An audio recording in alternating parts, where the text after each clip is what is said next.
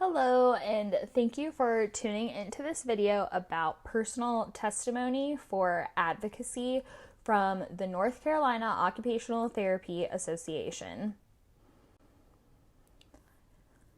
So, personal testimony is another method of describing to policymakers how policy changes will impact your life.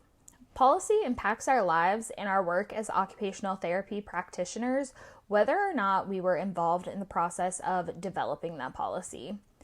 Public hearings are held before laws and policies are enacted so that individuals can provide their testimonies and either support or oppose proposed policy. Personal testimony works by providing examples of how laws and policies regularly influence an average person. Unfortunately, policymakers can be removed from the impacts of their decisions, but by hearing directly from constituents, this will provide them with a face to the issue. And in this video here, we have an example of the power of personal testimony, and a link to this will be provided in the video description. When developing your personal testimony, these are some questions that you'll want to ask yourself to guide that process. You'll want to have an idea of who all will be present when providing your testimony. Will it just be elected officials, or will other community members or professional colleagues be present as well? This can have an impact on how you may decide to give your testimony. If other impacted individuals will be at the hearing, you may choose to lean into the emotions of your testimony to provoke similar emotions in others. Additionally, knowing how the elected officials feel about the proposed policy helps you figure out just how to go about your testimony. If the legislators are strongly attached to a policy which you are opposed to, you will likely have to find weak links in the policy and focus on why that might make the policy unpopular, for example. Similar to when you're composing a letter to an elected official, you want your personal testimony to explain how a policy is affecting you as it is currently and how proposed changes will impact you. If a current policy is adding benefit to your life, you want to highlight this and explain what negative impacts proposed changes may have. On the other side of the coin, if an in-place policy or the lack of a policy is negatively impacting you, your personal testimony should highlight the improvements to your life that changing existing policy or enacting new policy would have. In providing a personal testimony, you want to prepare a statement which discusses the actual impacts of a policy in addition to how you feel about it. Preparing yourself by answering these questions will help you feel confident when speaking at a public hearing or in a meeting with a legislator. When beginning to develop your testimony, plan to spend about 10 to 20 minutes recording your thoughts and feelings about the proposed policy. You want to do a brain dump and get those thoughts onto paper so that you can use them in the final draft of your statement. Once you've done this, take some time to step away from what you've written. Go eat a snack, watch a YouTube video, take a walk. After you've taken a break, come back to what you wrote and begin to edit and organize your thoughts. You can use this time to practice reading what you've written out loud to decide what wording works best and get comfortable with delivering a speech. Ultimately, you're most likely communicating with an elected official because a proposed policy change is going to impact you in some way.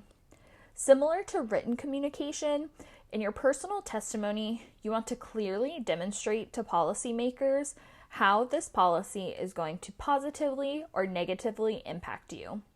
Provide specific examples from your life or the lives of others with their permission. Emotions are important to consider and use when engaging in advocacy and communicating with elected officials, but in addition to emotion, evidence and proof to back up your point of view are needed. Your personal testimony should address the actual or potential impacts of a policy instead of solely how you feel. You want these facts and pieces of evidence to justify your feelings.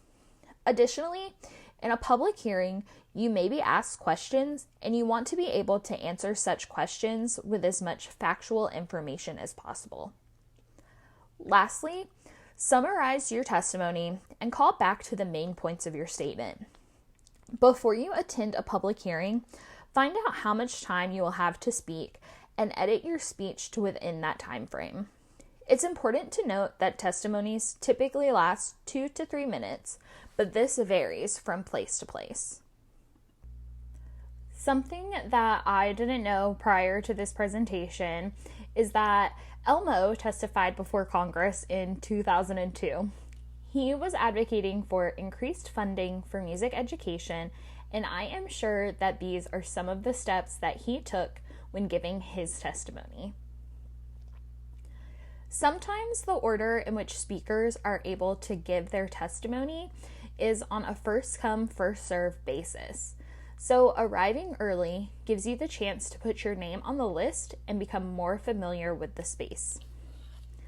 By waiting until the room is quiet and connecting with committee members via eye contact, you're taking steps to ensure that you'll be the center of attention.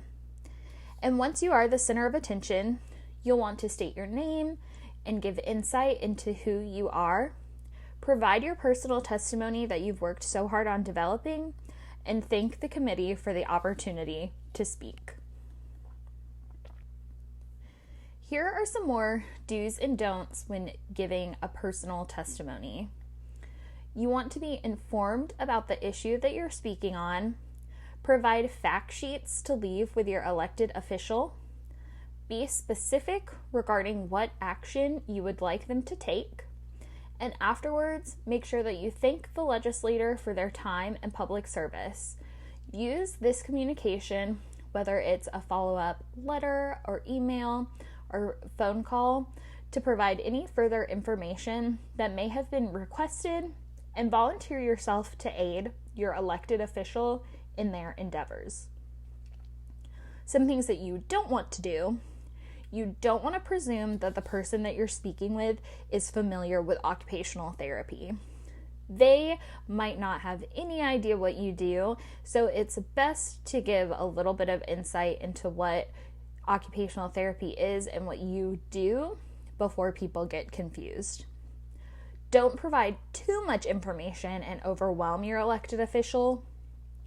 Don't answer questions that you do not know the answer to. It is definitely better in this case to say, "I don't know, let me get back to you with that information," rather than provide an answer that could be false. And lastly, don't take an argumentative stance. You know the saying, you're more likely to win more flies with honey than vinegar, and you're more likely to win over policymakers with a level-headed, professional demeanor than an argumentative one. Here is some information on how to identify your legislators. The North Carolina General Assembly's website, ncleg.gov, has a Find Your Legislators tool, which is in the top right of the website where I have this red arrow pointing to it. So once you've gone to that tab, you will then type in the address at which you're registered to vote. So for this example, I've used the address of the Governor's Mansion in Raleigh. So I've typed that in, and once I have hit enter, I am given a list of my U.S. House Representative, my North Carolina House Representative, and my North Carolina Senator. And so I have the red arrows pointing to the North Carolina House Representative and North Carolina Senators. Thank you so much for watching this video on how to develop and use a personal testimony for advocacy for occupational therapy. If you are interested in finding more information about the North Carolina Occupational Therapy Association and our advocacy efforts, please visit our website at ncota.org or email the Legal and Political Affairs Committee at ncotaadvocacy@gmail.com. Thank you so much.